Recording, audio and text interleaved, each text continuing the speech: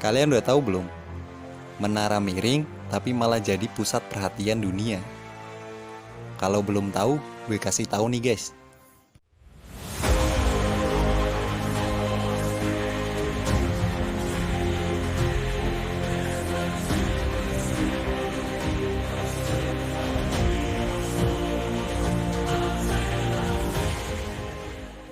Menara Pisa, atau yang dikenal juga sebagai Menara Miring Pisa, Torre Pendente di Pisa, adalah salah satu landmark paling terkenal di dunia dan simbol Italia.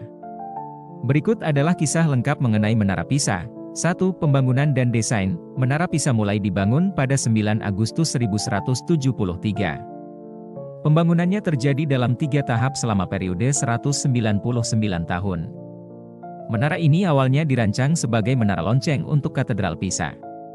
Arsiteknya tidak diketahui secara pasti, tetapi beberapa catatan menunjukkan bahwa Bonanno Pisano dan Diotti Salvi mungkin terlibat dalam tahap awal pembangunannya. 2. Tahap pertama, 1173-1178, pembangunan tahap pertama mencakup 3 lantai dasar menara. Selama tahap ini, menara mulai miring karena pondasi yang tidak stabil dan tanah yang lunak di satu sisi. Pada saat itu, pekerjaan dihentikan selama hampir 1 abad karena berbagai alasan, termasuk perang dengan kota-kota tetangga. 3. Tahap kedua, 1272-1284, pembangunan dilanjutkan pada tahun 1272 oleh arsitek Giovanni di Simone. Untuk mencoba mengimbangi kemiringan, lantai berikutnya dibangun dengan satu sisi lebih tinggi daripada sisi lainnya. Namun, hal ini malah memperparah kemiringan menara.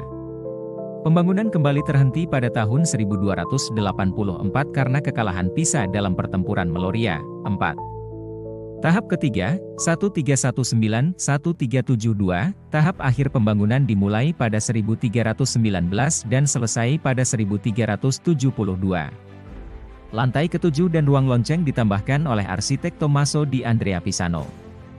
Menara ini akhirnya selesai dengan tinggi sekitar 56 meter dari permukaan tanah pada titik tertingginya dan memiliki kemiringan sekitar 5,5 derajat pada puncaknya. 5. Upaya stabilisasi. Sejak selesai dibangun, Menara Pisa terus mengalami penurunan kemiringan. Pada abad ke-20, berbagai upaya dilakukan untuk mencegah menara ini runtuh. Pada 1990, menara ditutup untuk umum dan pekerjaan besar-besaran dilakukan untuk menstabilkannya. Metode yang digunakan termasuk penggalian tanah di bawah fondasi dan penambahan timah sebagai penyeimbang.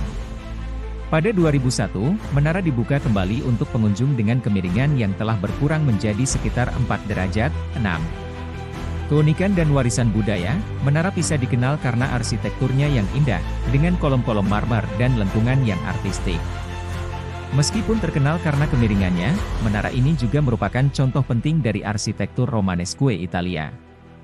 Menara Pisa, bersama dengan Katedral Pisa, Baptisterium, dan Camposanto Monumentale, menjadi bagian dari situs warisan dunia UNESCO sejak 1987. 7. Daya tarik wisata. Hari ini, Menara Pisa adalah salah satu destinasi wisata paling populer di Italia, menarik jutaan pengunjung setiap tahun.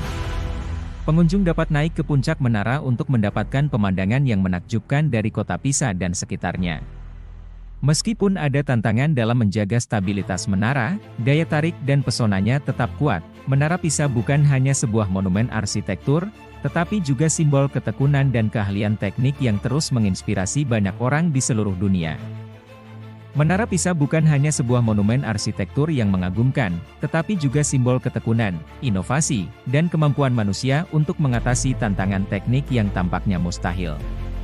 Meskipun awalnya dibangun dengan niat sederhana sebagai menara lonceng katedral, Menara Pisa kini menjadi ikon global yang merangkum sejarah, budaya, dan kecerdikan teknik Italia.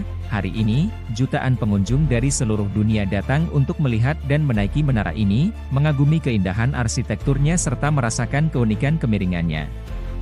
Upaya besar-besaran untuk menstabilkan menara ini menunjukkan dedikasi untuk melestarikan warisan budaya yang berharga.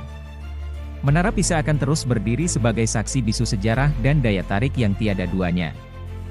Menginspirasi generasi mendatang dengan kisahnya yang luar biasa, dengan segala keunikannya, Menara Pisa tetap menjadi salah satu mahakarya arsitektur paling terkenal di dunia, membuktikan bahwa bahkan kesalahan yang tampak kecil dapat menghasilkan keajaiban yang abadi.